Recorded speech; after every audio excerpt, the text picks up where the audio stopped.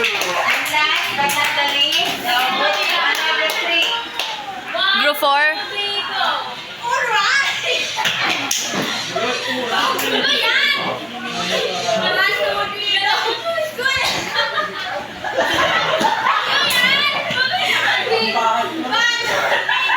Good evening, everyone! This is the presentation of Group 3. Alright, partner, could you please read the problem? The problem of the night is, Teacher Amy conducted a math test to her students. The score they got in the test were 44, 21, 18, 43, 21, 26, 37, 29, 13, 37, 25, 16, 22, 21, and 48 out of 50 questions.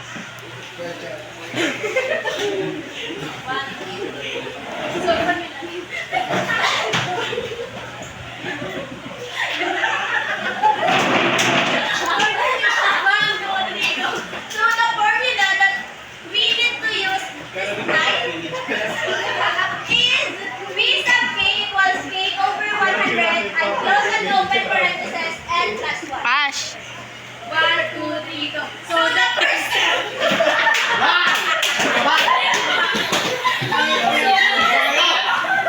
Listen, everyone. So the first step, we need to arrange the numbers in orders. So the second step. We need to substitute the numbers. So we have here the V sub So we have here Ash, di ka makita, Ash. equals 70 over 100 and close and open parentheses 15 plus 1. So, 1. So the third step. Ash. Tagalog na.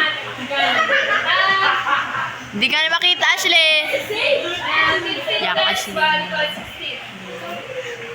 So, the fourth step. So, the fourth step is i-multiply siya sa 70 times 16 equals 1,120 over 100. So, the fifth step. So, Divide. So, 11.2 or 11. Kaya siya naging 11 kasi ito na siya ma-round up kasi pag pwede mag-round up ng M5 pataas. 61. So, the sixth step.